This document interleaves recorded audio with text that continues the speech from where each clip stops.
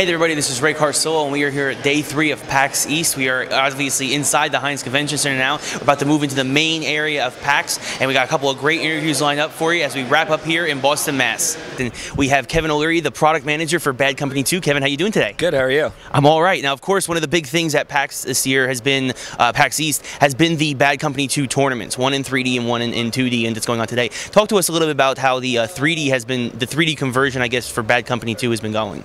It's been really great. We've had a lot of players come and check out 3D. It's really cool seeing people's faces for the first time. They put on the glasses, and it's just wow. Jaws are always dropping. People really enjoying it for the first time, and many of them actually seeing it for the very first time, and also in the NVIDIA show they had on Friday. Very cool. Now, how has it been running like all these computers at once for this massive multiplayer tournament? And has there been a huge discrepancy possibly in levels of like there's some players that have definitely stood out above the rest and like really been just like sniping people left and right? We did have some pretty fantastic players yesterday come all the way through, and one of the groups actually won. They played around to 50 kills, and the next closest team was at 11. So pretty one-sided fight when you get them out there with everyone else. Very cool. Now, something I gotta ask, as a fan of Bad Company and Bad Company 2, what happened to the smiley face pin grenade? We changed a little bit of the style and the tone, so you'll notice actually the logo has changed too. Battlefield is much bigger and Bad Company is a little smaller. Just kind of rebranding the franchise and talking to that larger franchise-minded mentality. You know, 1943 came out a little bit earlier in 2009, so just really making them feel like a part of a series rather than these like kind of one-off games built by the fantastic team at DICE. And you mentioned 1943, and of course, in the first level of Bad Company 2, you basically flash back to World War II. Can you talk a little bit about the inspiration for that? Definitely. It was part of the story. If you follow along, it's about this kind of secret weapon that is developed in World War II, and so you get to play that mission. And if you're actually kind of coy and look at some of the names in there, you'll notice there's a little tie back to Bad Company Squad. And what do you think is going to happen possibly in the future for the story of Bad Company? And do you think maybe Sweetwater and Hags are going to get their own sitcom or something? You know?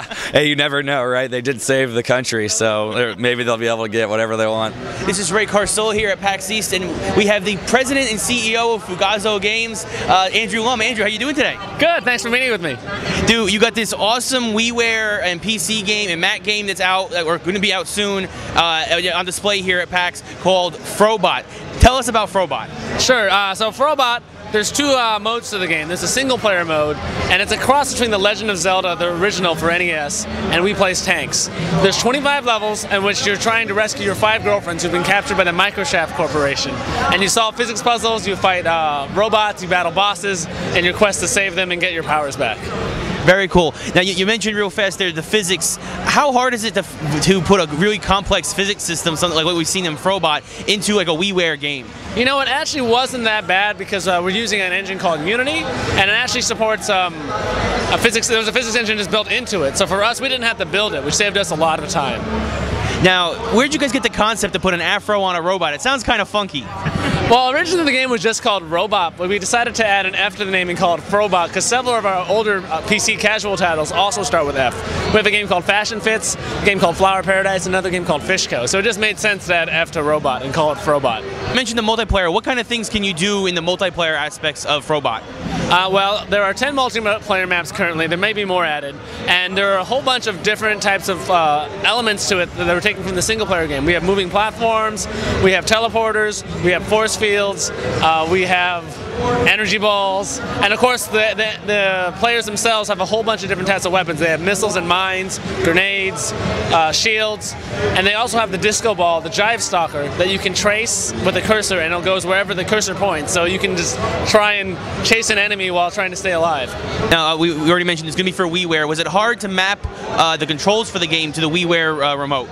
You know, actually, it made a lot of sense. We found that using the cursor as emulating the mouse worked really well, and moving with the analog stick feels really natural. And what price, how many points can we expect it for it to be on Wiiware? Do we know? It actually hasn't been set yet, so I can't say. Fair enough. Is there a hard release date for Frobot? There isn't, but we're shooting for an early summer release, so June or July. This is Ray Carsillo, and I happen to be joined by Joshua Howard, the executive producer of All Points Bulletin, one of the hottest games here at PAX East. Josh, how you doing? I'm doing all right. Fantastic.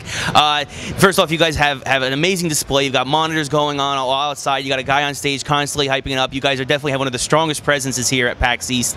How has been the response from all the gamers who have had a chance to try the game out? It's been very exciting. So players have heard a little bit about APB over the years. We've been doing this for a long time, and it's really exciting to give them a chance to get hands-on for the first time. It's the first show we've ever given players the chance to get hands-on, and I think the response has been phenomenal. It's been really exciting.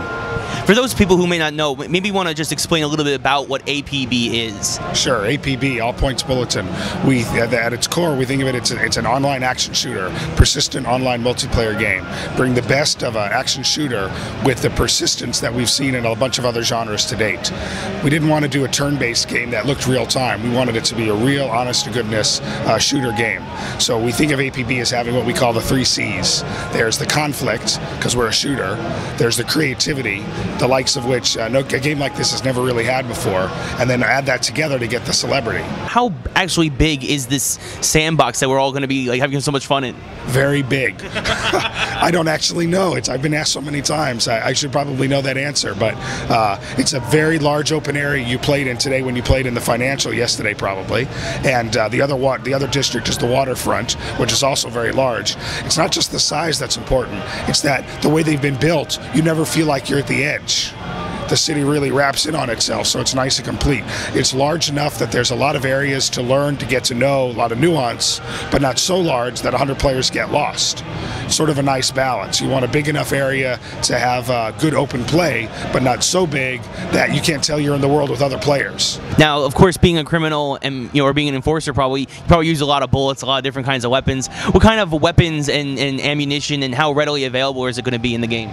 So, with a good shooter, you want a good mix of weapons and getting that right. So, we've done a good job, we think, of having a set of weapons that are good for the close game, good for the long game, and some general weapons in the middle, as well as some quite specialty weapons.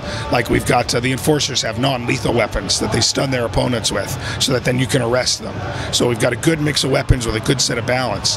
And while those weapons all do use a variety of different kinds of ammunition, to a certain level, that's not really a problem the player needs to worry about too much. We sort of manage that for you. As far as where you get them throughout the city, because this is a violent city, there are ammo depots throughout the city that you can stop in, even in the middle of a mission, and carry more and buy some more if you need. So you carry enough on you to run around for a while, but at some point you'll need to go in and log back in and go to one of the weapon depots and pick some more stuff up. And they're spread all throughout the city for you. Now, you mentioned that, of course, the enforcer can arrest a criminal. What happens exactly when the enforcer arrests a criminal or a criminal gets arrested? Is it basically as if you die, or is do they have to drive you to prison? How does that work? In a way, it's actually worse than death, because with death you respawn in several seconds, but if you've been arrested, we keep you locked there for much longer and then you respawn. So in a large multiplayer match, that can be the difference between one side winning or losing. If I can arrest several of your criminals, I can keep them out of play longer and give my side a bigger advantage. So it does affect the game. It's also, as a criminal, very frustrating to get arrested.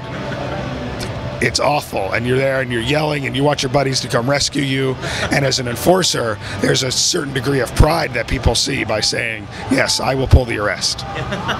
Very cool. Now, is there would you see people try and take desperate measures maybe to try and evade arrest, maybe jump off a building or something, because you said it is such you are basically kept out of the game for so much longer. Yeah, we've seen people blow up vehicles and kill themselves instead of deciding to get arrested. We've actually got a clan in the North American beta right now of enforcers that is out to take a picture of every single criminal being arrested. And some of the criminals have really done a good job of evading arrest for quite some time and becoming very well known within that enforcer clan. And then finally, when one of the enforcers nabs him, that becomes a very big deal. So I could actually imagine these guys in their basements with printed out photos of all these guys they're going after, their top 10 most wanted list. You almost have an FBI kind of enforcers. That's exactly what we've seen on the forums. Very cool. Now, Josh, of course, this is the big question. When can we finally expect to see APB? So APB will be coming out this summer. We'll be talking more specific release dates soon, but right now, summer this year. Well, folks, it's the end of 3 fun-filled days here in Boston, Mass. As PAX East, the first annual, has come to a close. And it is going to be the first one because the second and third have already been confirmed. That's right, 2011 and 2012, PAX East will return to Boston. It won't be in the Heinz Convention Center, though. It'll be in the BECE down in the waterfront in downtown Boston. Should be interesting to see what the folks from PAX can do with a much bigger space down there. So until next year, I'm Ray Carsillo from Boston, Mass. for PAX East.